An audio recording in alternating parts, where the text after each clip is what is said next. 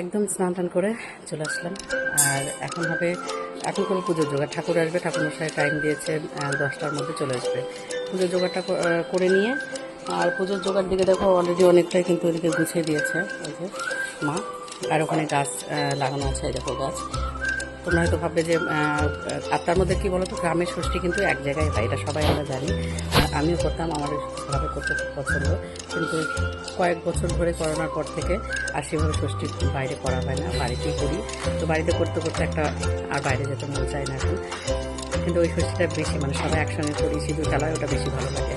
তো কী করা যাবে, যাই হোক একটা এখানে করতে করতে এখন ওটা ছাড়া পড়ে গেছে।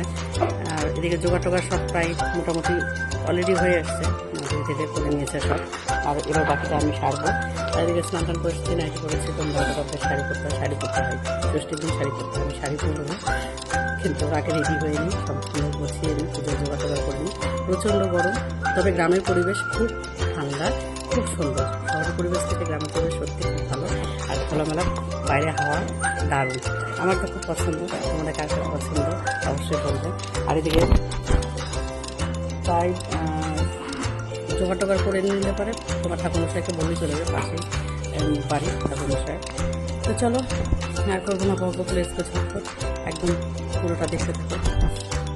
তো দেখো একদম ফুল রেডি হয়ে গেছি, এখন দেবো আলপনা। চলো।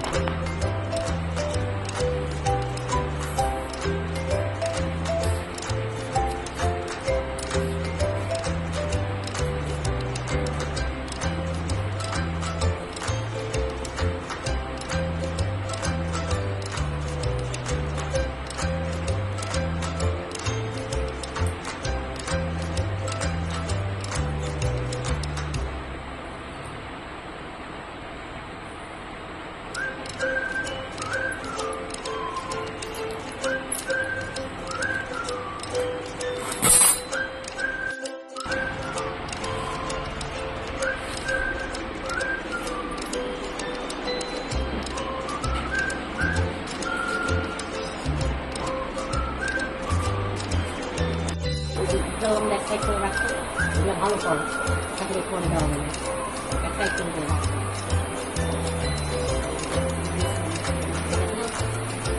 আর উল্লে ফেলাচ্ছে করে দেওয়া।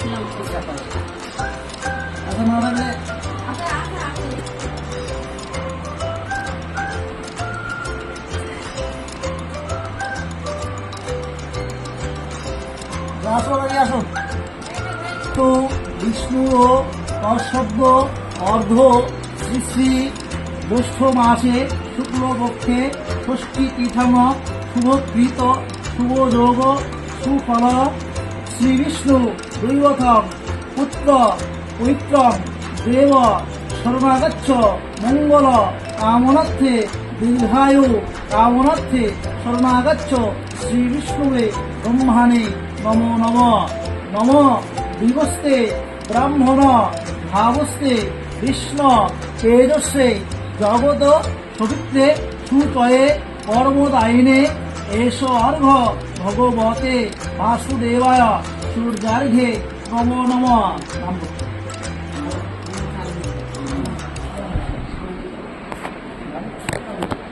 এষ সচন্দন শ্রীভগবতে বাসুদেবায় অন্তদেবতা শ্রী শ্রী মা অরণ্য ষষ্ঠী দেবসর মহ শ্রী বিষ্ণু দৈবতম সর্বসংকল্পায় শ্রীমস্তু স্বাহা।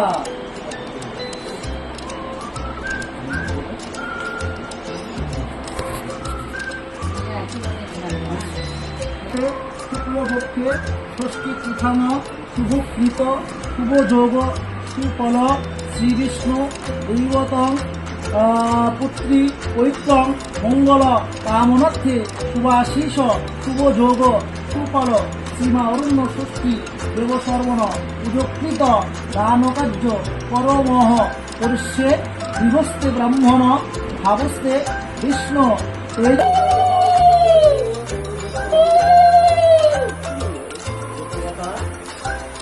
ব্রাহ্মণীর 3 ছেলে আর 3 বউ ছিল।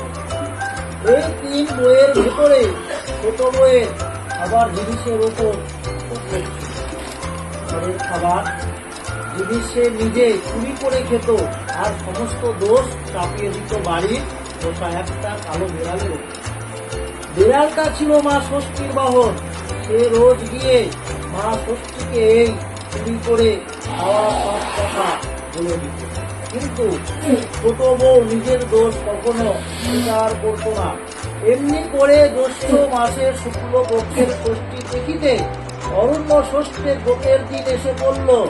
ব্রাহ্মণী ব্রত করবে, বাড়িতে হবে আনন্দ উৎসব। ব্রাহ্মণী পুজোর জন্য নিজের হাতে পায়েস, মিষ্টি, ক্ষীর ও নাড়ু এইসব ভালো ভালো খাবার দেখে ছোট বউ আর লোভ সামলাতে পারলো না। মিষ্টি, ক্ষীর, পায়েস, দই যা পারলো তারা, মা তুমি যা বলবে আমি তাই করব। মা ষষ্ঠী তখন বললেন, দেখগে